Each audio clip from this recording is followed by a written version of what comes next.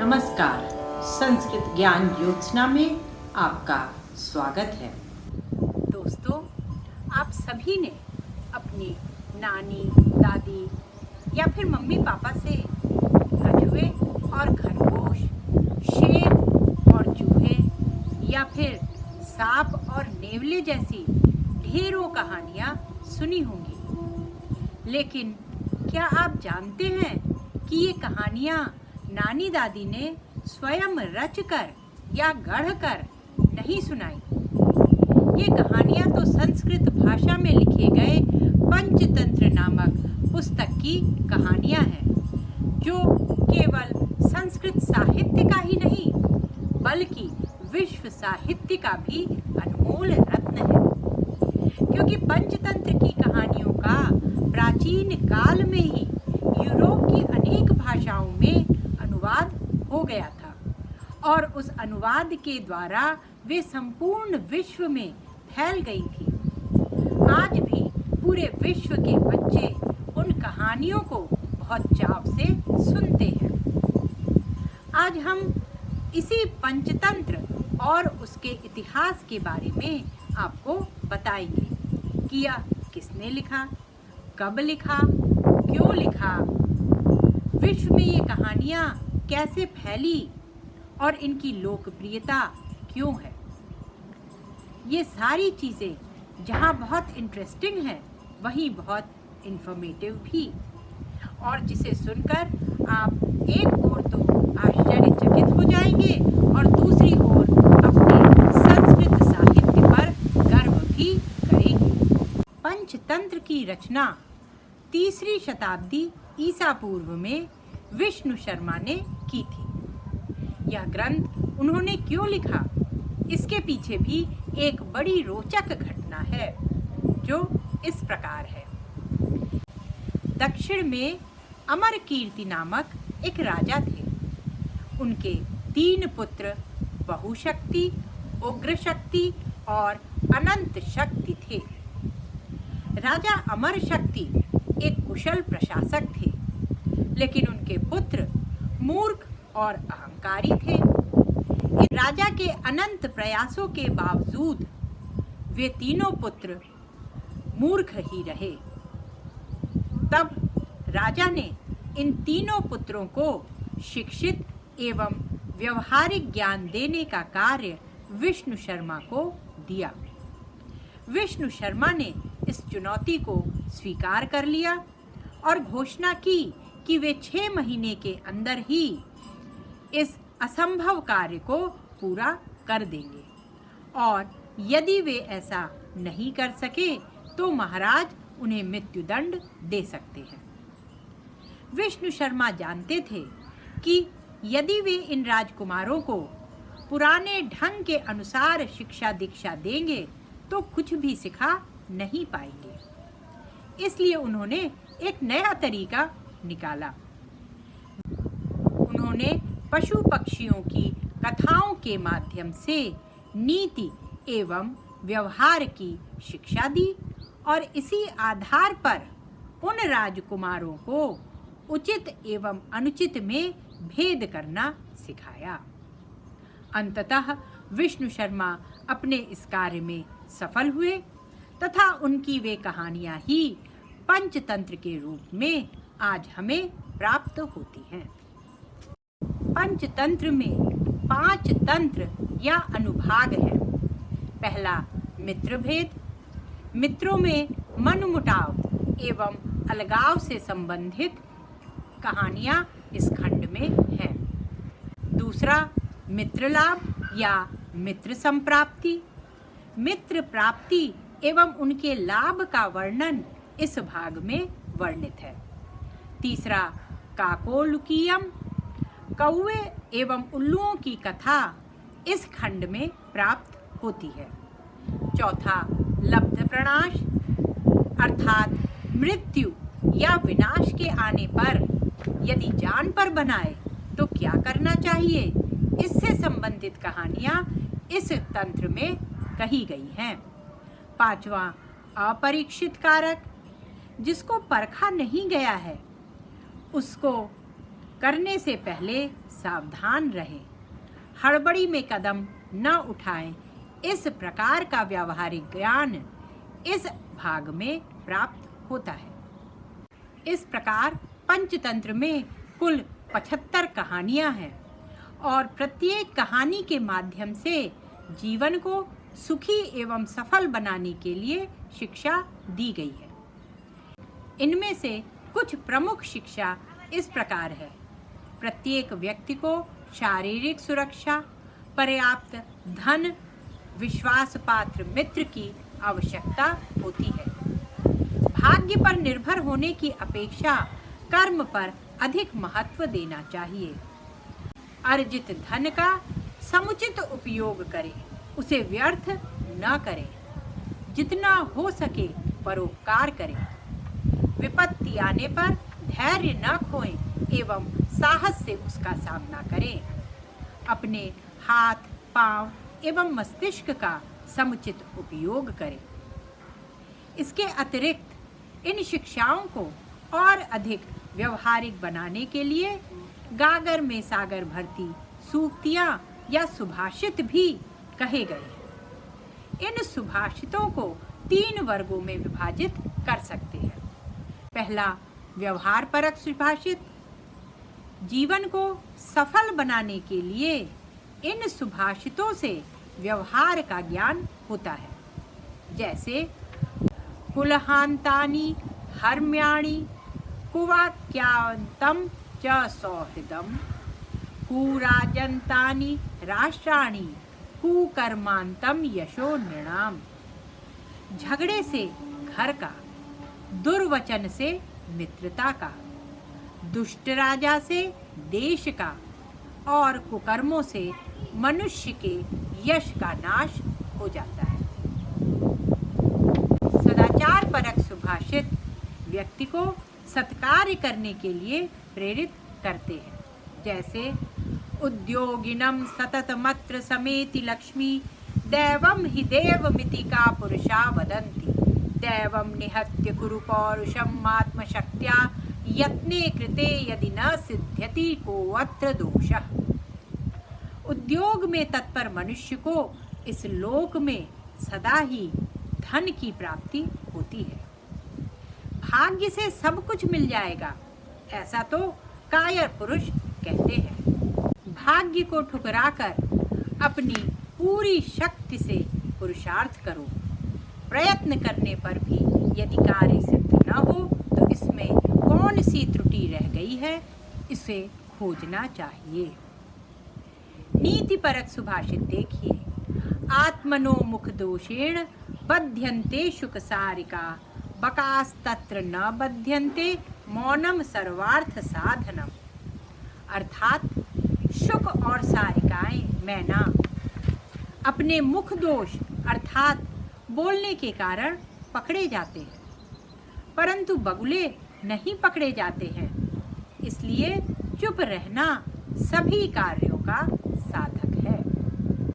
पंचतंत्र से प्राप्त शिक्षाएं एवं सुभाषित जीवनदायक अमृत है और यही कारण है कि प्राचीन किंवदंती में उसे सभी वर्ग के लिए अमृत स्वरूप कहा गया है।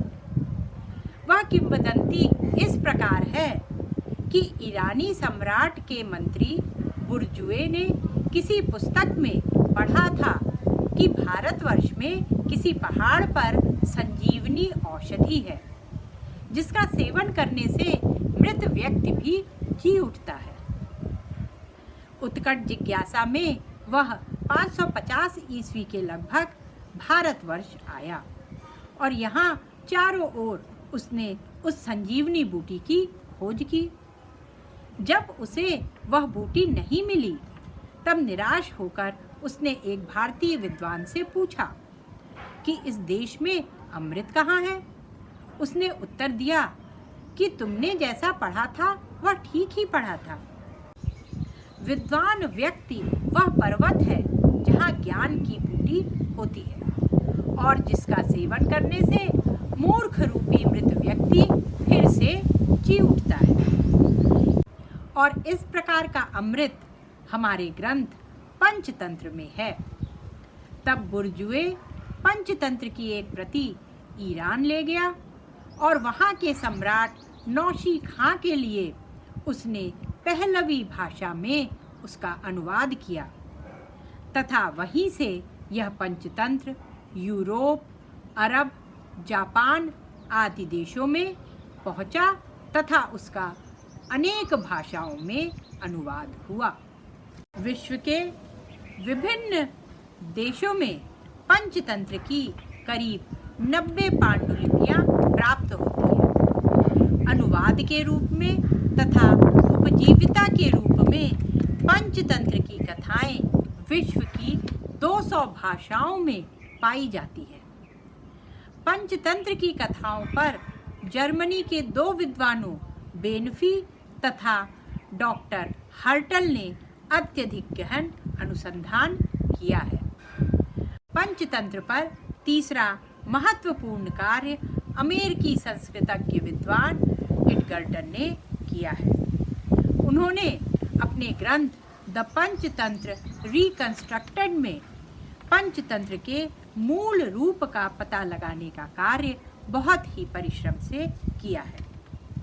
पंचतंत्र संपूर्ण विश्व में फैला और विभिन्न युगों में पंचतंत्र के स्वरूप पर संस्कृत के विद्वान बलदेव उपाध्याय ने अपनी पुस्तक पर प्रकाश डाला।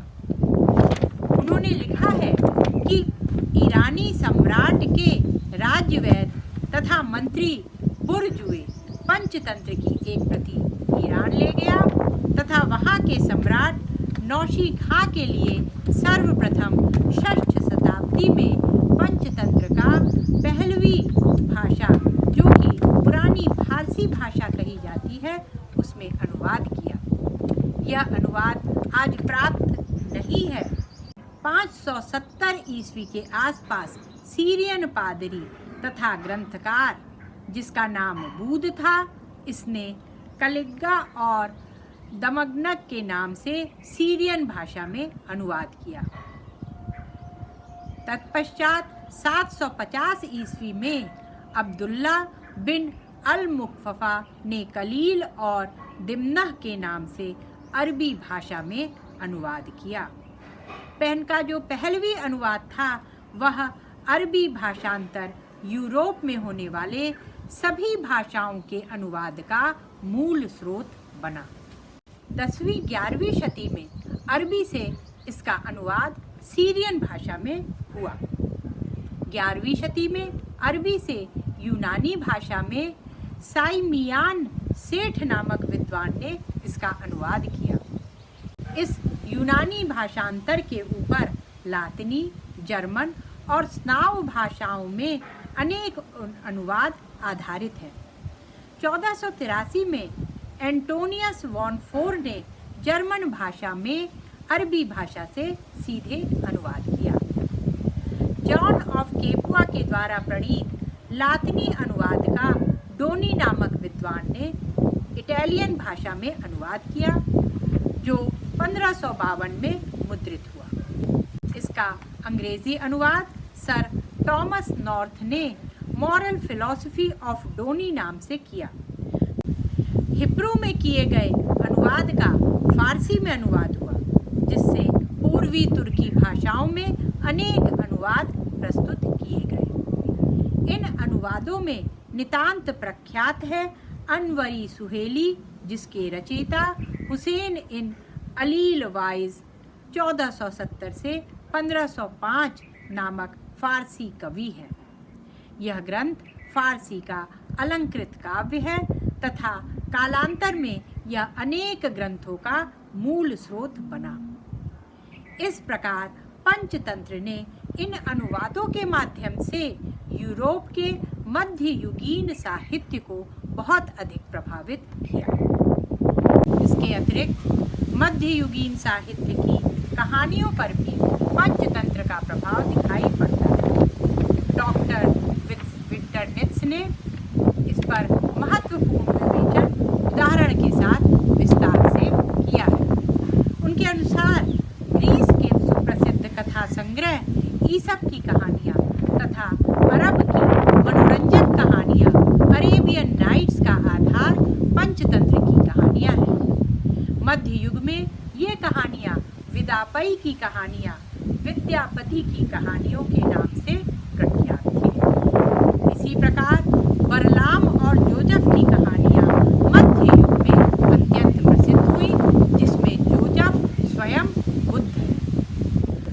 मध्य युग में गेटा, रोमनारू और बोकोचियो की इताली भाषा में बहु डेकामेरा की कहानियां भी पंचतंत्र से प्रभावित रही हैं। चाउसरकृत कैंटरबरी टेल्स, जो अंग्रेजी साहित्य को आरंभ करने वाला अंग्रेजी कवि है, तथा ला फातेन, जो फ्रेंच साहित्य के प्रख्यात कवि हैं, उनकी कहानियों में भी पंचतंत्र की सूत्र प्राप्त होती है। बात विशेष रूप से उल्लेखनीय है कि विश्व के देशों के भ्रमण के दौरान भारतीय कथाओं में कुछ परिवर्तन दिखाई पड़ता है। जैसे भारतीय कथाओं में सत्तू की मटकी का उल्लेख है, तो ला फातेन की कथाओं में दूध की मटकी का।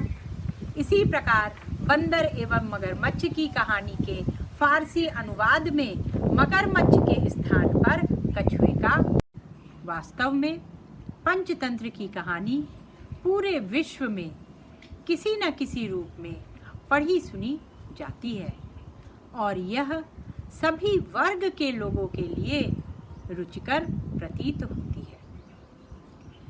पंचतंत्र की इसी उपयोगिता के कारण ही समय के अनुसार पंचतंत्र की कहानियों के प्रस्तुतिकरण का स्वरूप भी बदलता रहा है।